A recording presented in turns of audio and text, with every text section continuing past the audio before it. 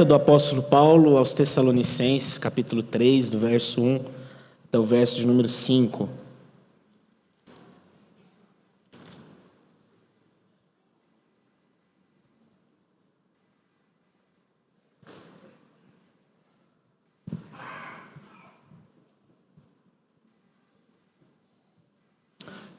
Eu vou ler esses 5 versos e peço que você acompanhe a leitura aí na sua Bíblia, por favor. Diz assim: finalmente, irmãos, orai por nós, para que a palavra do Senhor se propague e seja glorificada, como também está acontecendo entre vós, e para que sejamos livres dos homens perversos e maus, porque a fé não é de todos. Todavia, o Senhor é fiel. Ele vos confirmará e guardará do maligno. Nós também temos confiança em vós, no Senhor, de que não só estáis praticando as coisas que vos ordenamos, como também continuareis a fazê-las. Ora, o Senhor conduza o vosso coração ao amor de Deus e à constância de Cristo. Somente até aí a leitura. Vamos orar mais uma vez, feche seus olhos. Pai Santo, obrigado pela palavra do Senhor. Ó Pai, muito obrigado por essa palavra que foi lida nesse momento, Deus, e agora será explicada, será exposta. Pai, que o Espírito Santo do Senhor, de fato, como nós acabamos de ler, Deus, conduza o nosso coração em tudo, Pai, em nome de Jesus. Enquanto nós meditamos, ó Pai, na Tua palavra, que nesta condução, ó Pai, através dela, o Senhor aplique a vontade do Senhor a nós, é o que nós te pedimos, em nome de Jesus. Amém. Amém. Eu gostaria de meditar com você sobre o tema que está logo no verso 5, que é um coração conduzido por Deus, um coração conduzido pelo nosso Senhor. Paulo finaliza esse pequeno texto que nós lemos com essa frase, e eu entendo que talvez esse seria o tema ideal para nós, aqui diante desse texto. Eu gostaria de, antes de entrar aqui no texto, trazer algumas questões importantes para as nossas vidas. Quando nós lemos a segunda carta de Paulo aos Tessalonicenses, é muito importante que a gente tenha na nossa cabeça a primeira carta também. Porque a primeira carta, Paulo escreve a uma igreja que tem marcas muito interessantes. Na verdade, Paulo até mesmo chama a igreja de Tessalônica como uma igreja modelo para todos os crentes. Ele vai dizer isso na primeira carta. Ele vai dizer que eles são modelo para todos os crentes.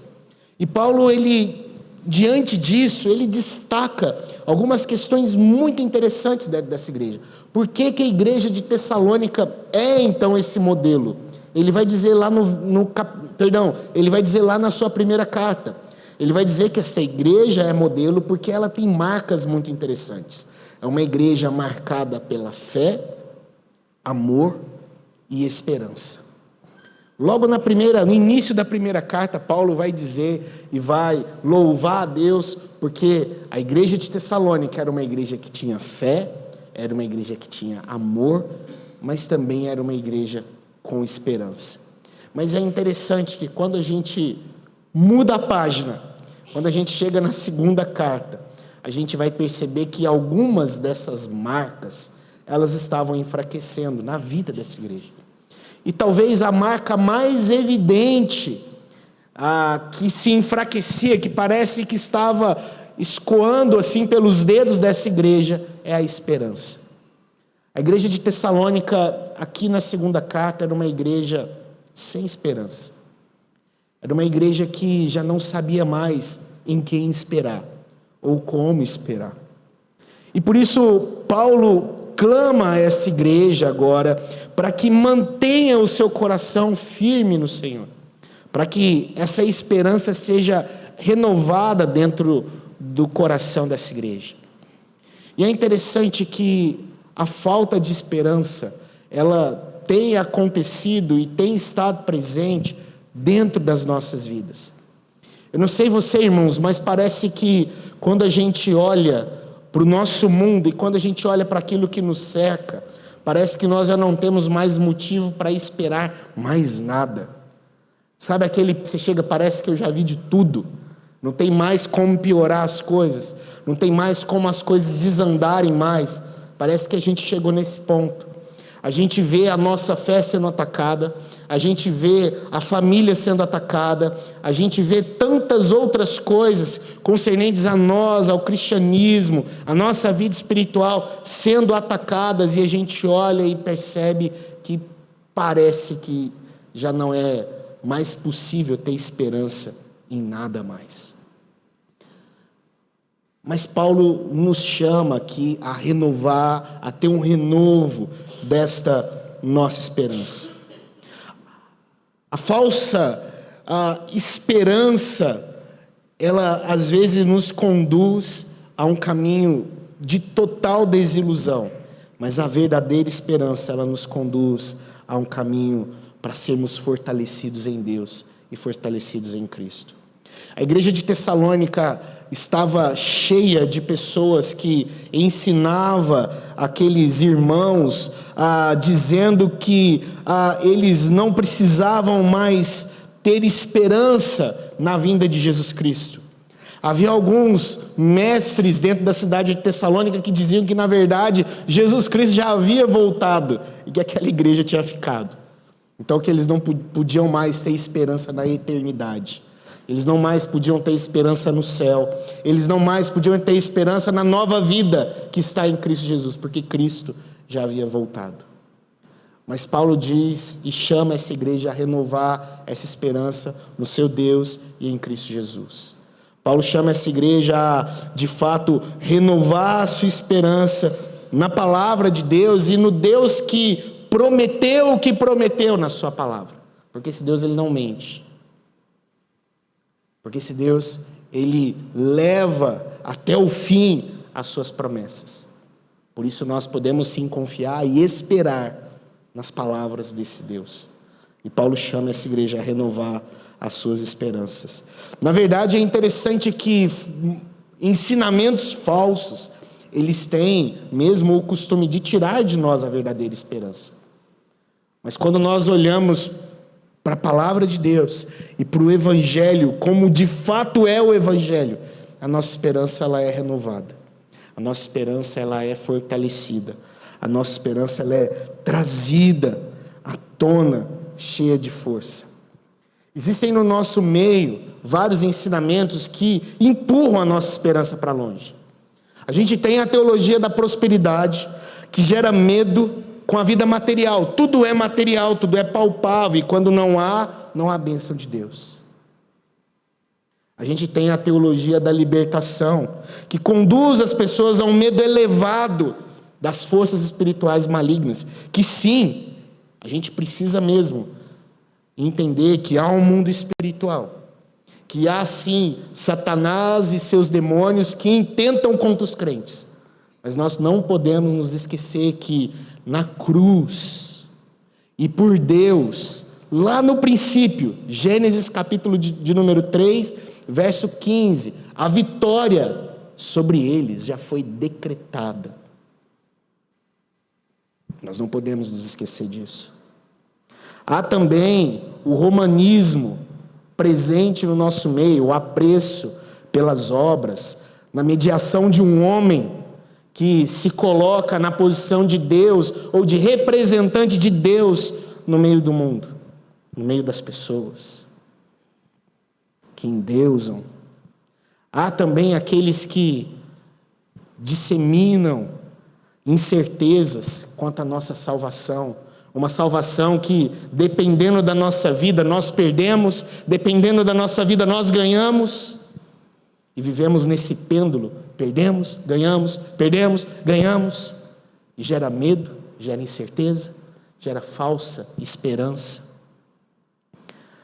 Mas a firmeza na palavra de Deus, ela pode gerar a verdadeira esperança, porque essa firmeza, ela se baseia não nas minhas promessas, essa firmeza, ela não se baseia não na sua promessa, mas essa firmeza, ela se baseia nas promessas de um Deus que não mente, de um Deus que não volta atrás, de um Deus que leva a fio a sua palavra, de um Deus que conclui, dá o ponto final e leva a cabo tudo aquilo que ele disse. Por isso nós podemos ter esperança. A palavra, ela renova essa nossa esperança. Por isso nós podemos cantar como o salmista cantou, no salmo que a gente leu aqui logo no início, Salmo 62, somente em Deus, ó minha alma, espera silenciosa. Dele vem a minha salvação, só Ele é a minha rocha, só Ele é a minha salvação. Ele é o meu alto refúgio, eu não vou ser jamais abalado. Por causa desse Deus que prometeu, e por causa desse Deus que conclui e leva à conclusão as suas promessas, a gente pode cantar como esse salmista. A gente pode dizer, somente no Senhor eu tenho a minha salvação, somente no Senhor eu tenho a minha segurança, a minha rocha, o meu rochedo. E diante disso eu gostaria de olhar com você para esses 5 versículos que nós lemos. É um texto curto, mas que traz muito aprendizado para nós. É um texto curto, mas que nos ensina muitas coisas. Nada é melhor para nós, nada é melhor para você, meu querido irmão, do que ter um coração que é conduzido por Deus, do que ter um coração que é direcionado pelo Senhor. Diante desse mundo que nos cerca e que gera medo, e que parece que se levanta cada dia mais forte contra a igreja de Deus, contra o povo de Deus, nada pode gerar no nosso coração esperança, tal como a palavra do nosso Deus. Nada pode. E é isso que o texto nos mostra, é isso que esse texto nos ensina, e eu gostaria de olhar com você. O texto começa verso 1 e verso 2, volte seus olhos para esses 2 versos. Ele diz o seguinte: finalmente, irmãos, orai por nós, para que a palavra do Senhor se propague e seja glorificada, como também está acontecendo entre vós, e para que sejamos livres dos homens perversos e maus, porque a fé não é de todos. É o que Paulo nos diz.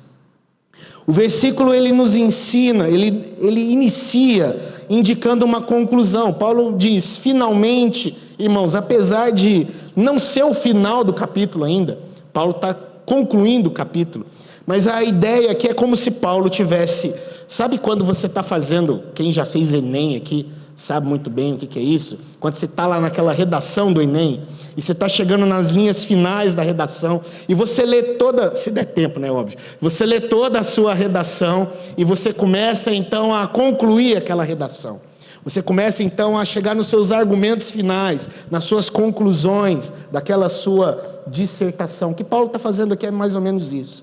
Ele está lendo toda a carta, leu tudo aquilo que ele escreveu, e agora ele está concluindo as suas ideias. Ele começa então a chegar nos finalmente daquilo que ele tem a dizer para essa igreja. E por isso ele começa, finalmente, irmãos, eu quero convocar vocês a orar por nós, a se colocar de joelho por todos nós. São uma série de admoestações que Paulo vai fazer aqui a partir do verso 1. São várias admoestações que ele vai fazer agora a essa igreja. Na verdade, todo o capítulo 3 vão ser uma série de exortações para essa igreja. Para ele chamar essa igreja agora a uma responsabilidade. Ele ensinou várias coisas, agora olha, eu ensinei um monte de coisa. Agora vocês precisam botar isso em prática.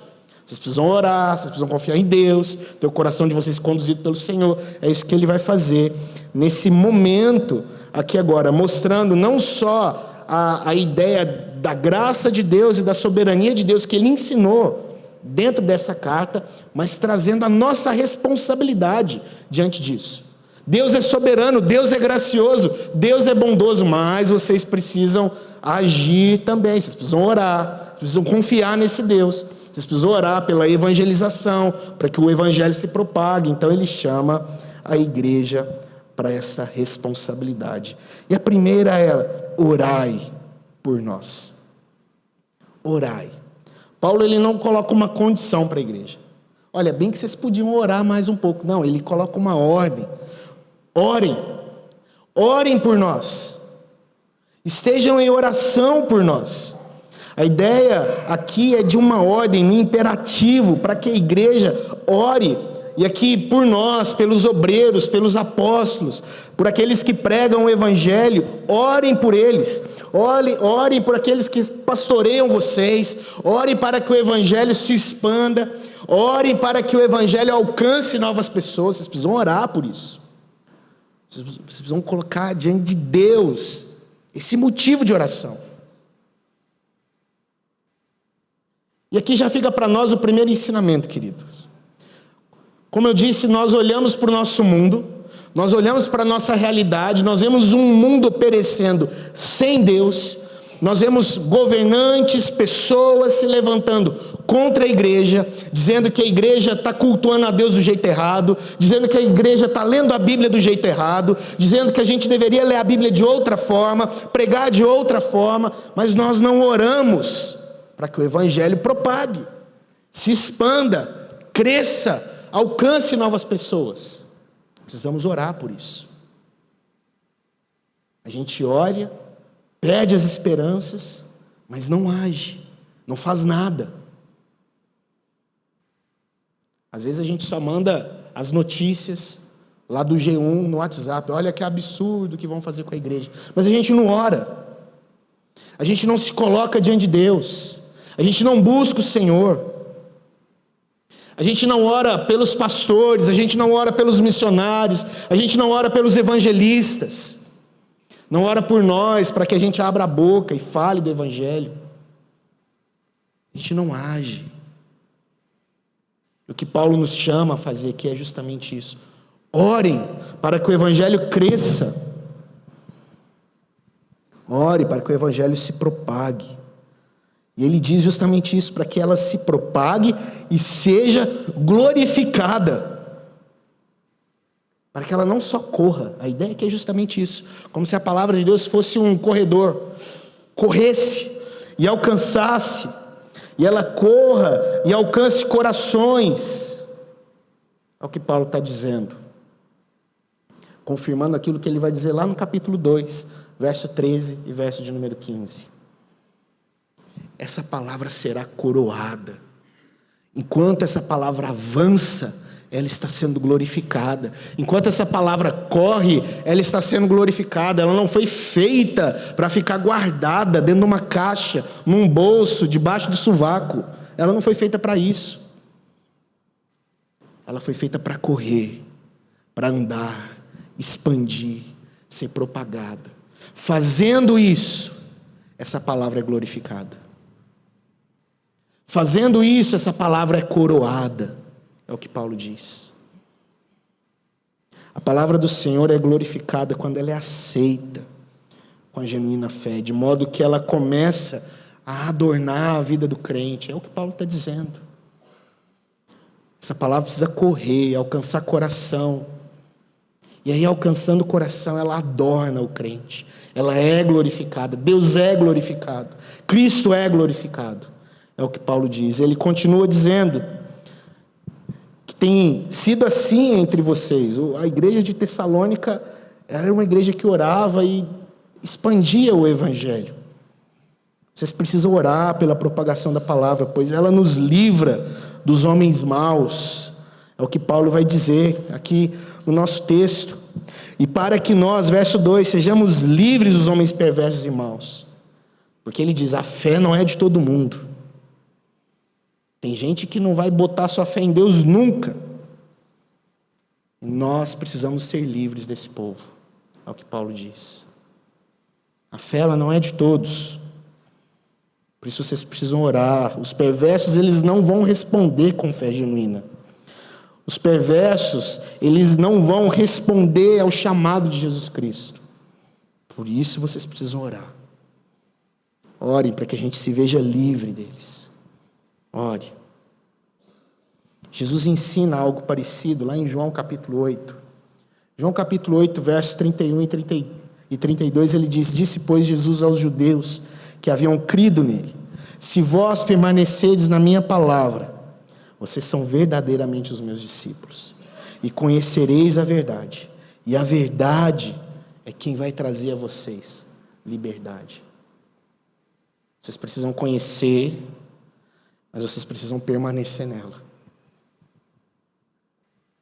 E tem pessoas que não vão se manter firmes nesse evangelho.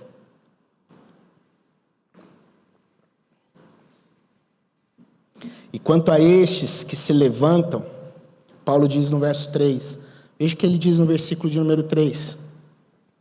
Todavia, o Senhor é fiel, Ele vos confirmará e guardará do maligno. A ideia aqui é destacar a fidelidade de Deus diante da infidelidade daqueles que rejeitam a verdade. A fé não é de todos, mas todavia o Senhor é fiel. E Ele vai guardar, e Ele vai proteger. Ele vos guardará do maligno. Paulo diz aqui que é Deus fiel que nos confirma, que é esse Deus fiel que nos guarda. Ele diz que é esse Deus fiel quem nos fortalece e nos protege do maligno. E aqui maligno, alguns vão traduzir maligno como mal, Deus protegendo do mal. Porém, Paulo se refere aqui ao próprio diabo. Ele vai guardar vocês das garras do próprio diabo. É esse Deus fiel.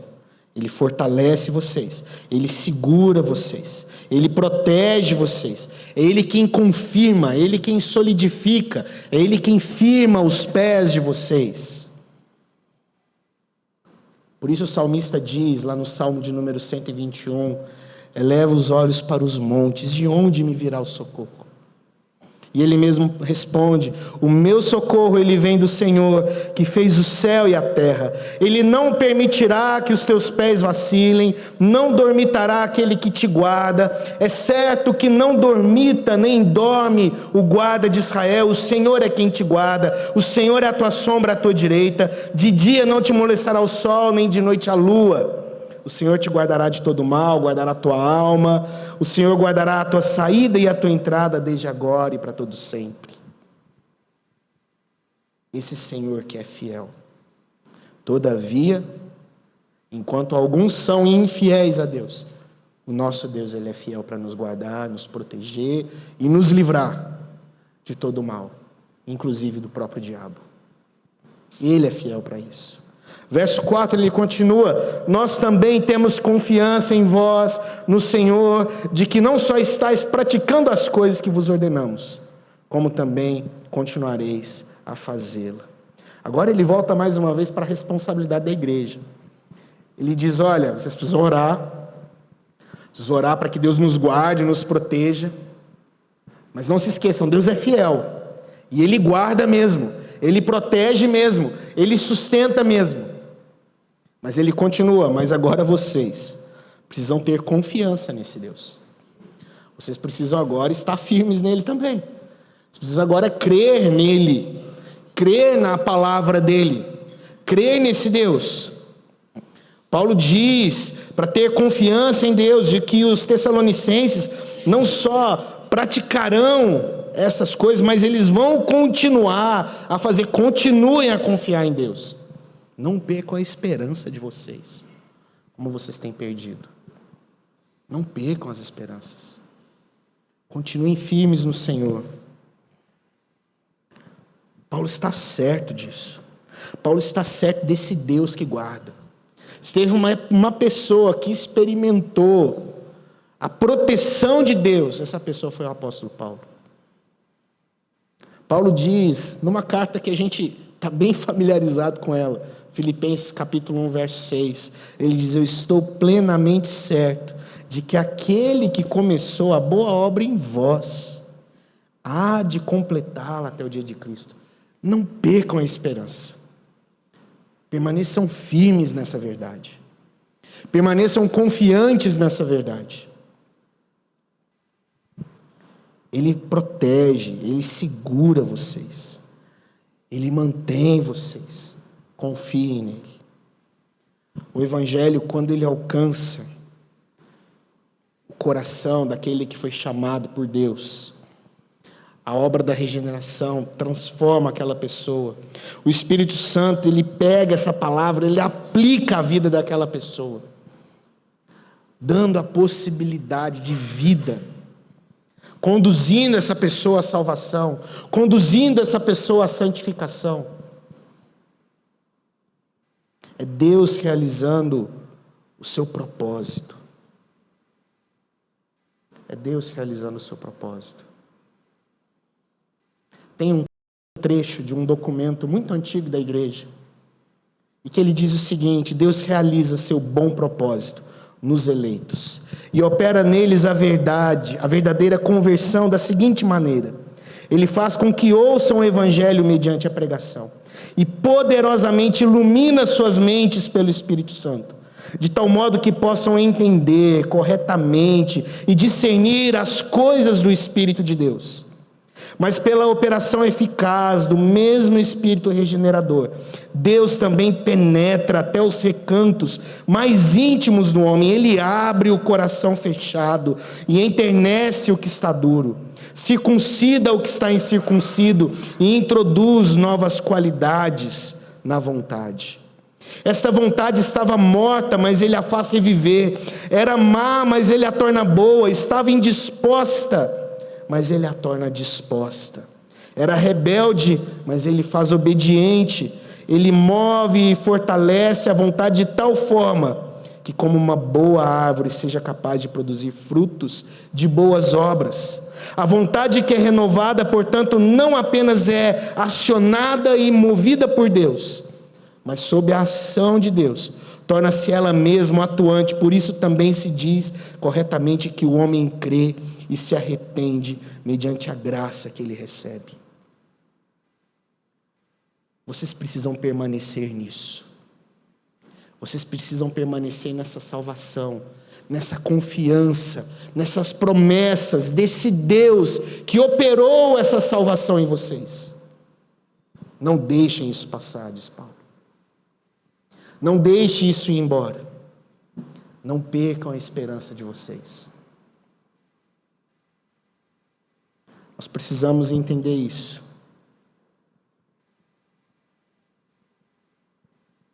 Nós precisamos entender isso. E verso 5, Paulo finaliza dizendo: Ora, o Senhor conduza o vosso coração ao amor de Deus e à constância de Cristo. Esta condução só é possível por Deus, que começa a operar em nós através desse evangelho de promessa, de amor e de graça.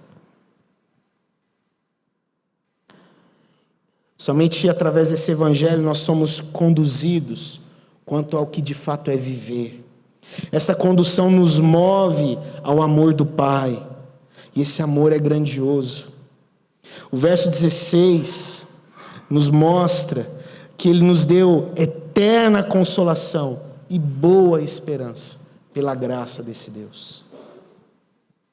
A palavra ela é um instrumento para conduzir o nosso coração a ter uma vida constante em Cristo Jesus.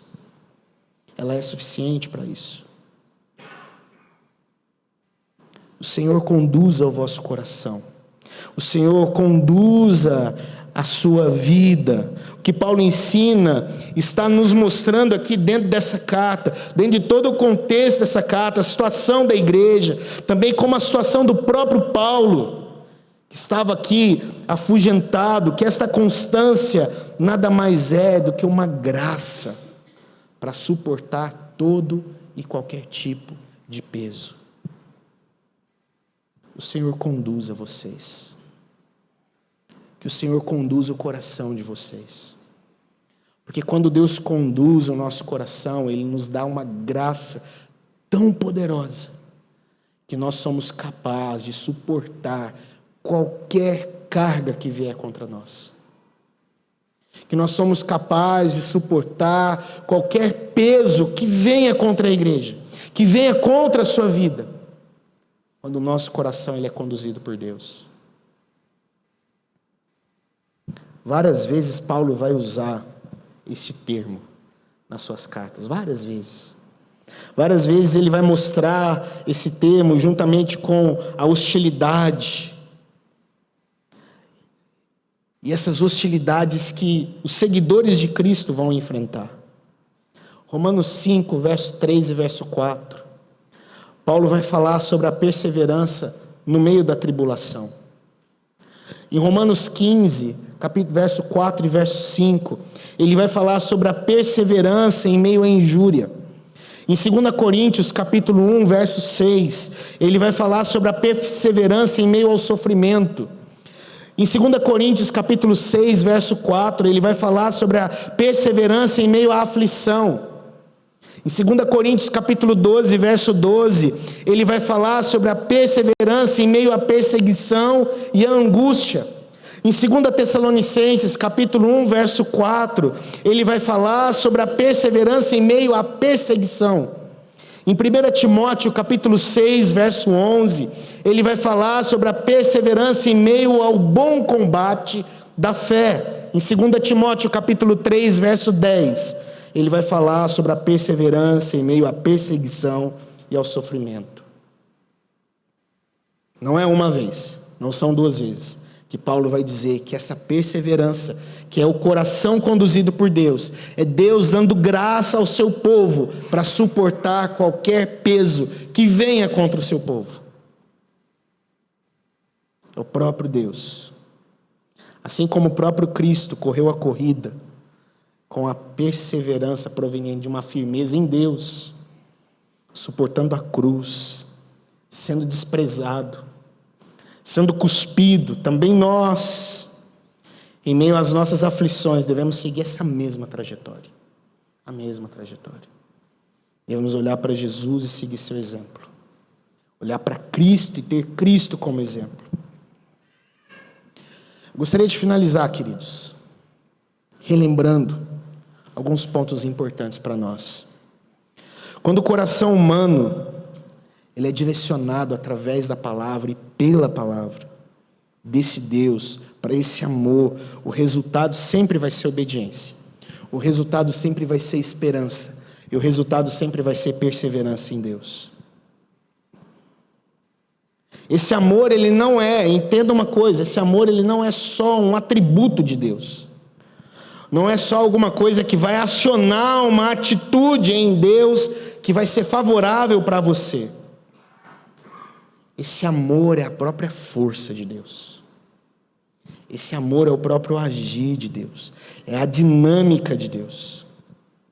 O coração conduzido por Deus através do Evangelho, ele entende as dificuldades, ele enfrenta as dificuldades, ele suporta as dificuldades, ele obedece à vontade daquele que o conduz, e diante de tudo isso, o que Paulo nos ensina aqui nessa carta, é que o coração, quando ele é conduzido por Deus, a primeira coisa, ele vai entender a importância do Evangelho. Queridos, como eu disse, o Evangelho ele tem sido atacado, e muito atacado, e ele vai continuar sendo atacado.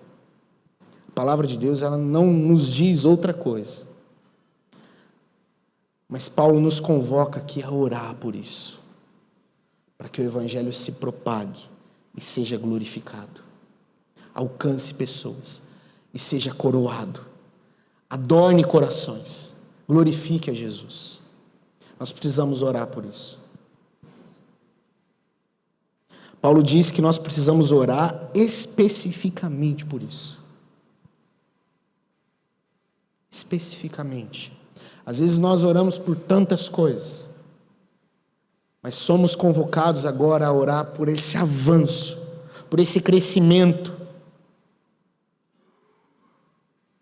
para que Cristo seja glorificado através da palavra dele, alcançando corações, redimindo pessoas, transformando pessoas, mudando pessoas, transformando famílias, transformando relacionamentos.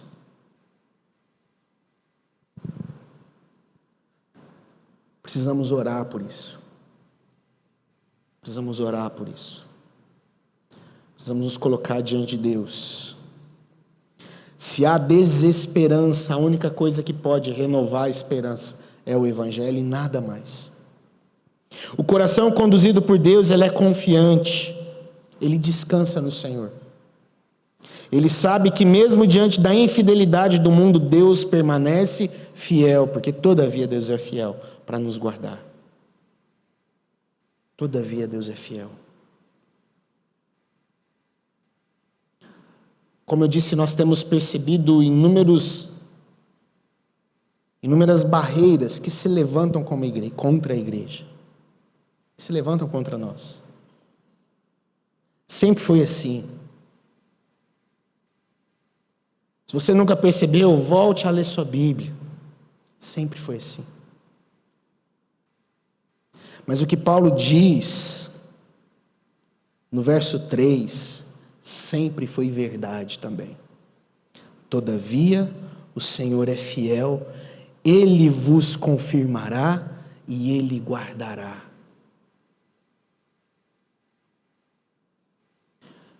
A igreja de Jesus Cristo, ela sobreviveu à escravidão no Egito. A igreja de Jesus Cristo sobreviveu ao exílio na Babilônia. A igreja de Jesus Cristo, ela sobreviveu a inúmeras guerras. A igreja de Jesus Cristo, ela sobreviveu na perseguição no primeiro século. A igreja de Jesus Cristo, ela sobreviveu durante a perseguição no século XV, século XVI, no início da Reforma Protestante. A igreja de Jesus Cristo, ela sobreviveu enquanto vários regimes no mundo atentaram contra ela. A igreja de Jesus Cristo sobreviveu à Alemanha nazista. A igreja de Jesus Cristo, ela tem sobrevivido em inúmeros outros países. Hoje, na China, o ditador chinês, ele mudou um dos versículos da Bíblia e se gaba por isso. Aquele mandamento que diz que para nós não termos outros deuses diante do nosso Deus, ele transformou isso. Mas a igreja na China continua sobrevivendo, mesmo escondida, mesmo refugiada, mesmo sendo atacada, ela continua sobrevivendo e crescendo. Semana passada nós enviamos 2 jovens para passar 15 dias na Turquia, um dos lugares menos evangelizados, com a esperança e com a certeza de que a igreja de Jesus Cristo, lá naquele local, continua firme e crescerá para a glória de Jesus. Todavia, o Senhor é fiel e Ele vos guardará, e vos confirmará, e vos guardará do maligno, diz o texto bíblico. A igreja sempre permaneceu firme.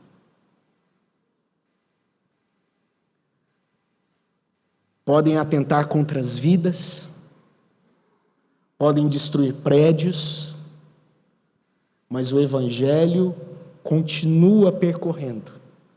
E o Evangelho continua glorificando a Cristo. O Evangelho continua adornando corações. O Evangelho continua transformando vidas. Nós precisamos nos encher dessa esperança e dessa certeza. Quando o nosso coração ele é conduzido por Deus, nós permanecemos confiantes nesse Deus, que é fiel, mesmo em detrimento de você, mesmo em detrimento da sua infidelidade, Ele é fiel. O coração conduzido por Deus, ele é obediente. Paulo diz, continuem a fazer tudo isso. Não deixem de fazer. Não deixem de anunciar. Não deixem de orar. Não deixem de permanecer firmes no Senhor. Continuem firmes nas obras de vocês. Continue firmes. Continue orando. Continue ensinando seus filhos. Continue louvando a Deus. Continue pregando o Evangelho. Continue anunciando Jesus no seu trabalho, na sua faculdade, na sua escola. Continue. Continue. E por fim, o coração conduzido por Deus, ele suporta tudo. O Senhor conduz o vosso coração ao amor de Deus e à constância de Cristo. Por causa de Cristo, nós podemos ter constância. Assim como Cristo suportou tudo, nós conduzidos a esse amor de Deus, também podemos suportar tudo.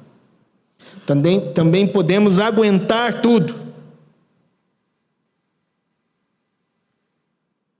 Porque na nossa fraqueza Ele nos faz fortes.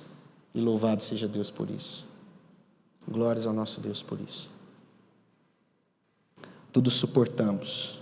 O povo perdia as esperanças devido à entrada de várias doutrinas, ensinamentos, mas nenhuma delas poderia sequer dar a capacidade para eles suportarem e enfrentarem os desafios que eles iriam enfrentar como igreja.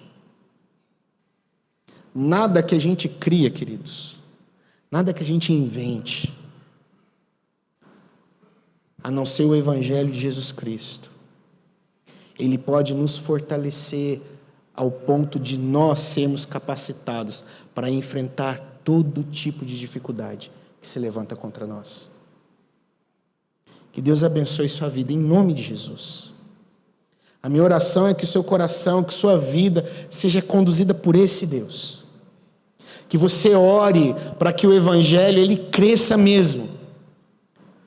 Ele se propague mesmo. Para que você possa, de fato, colocar toda a sua confiança nesse Deus. Para que você possa, de fato, obedecer a Ele e entender que nele tudo nós podemos suportar.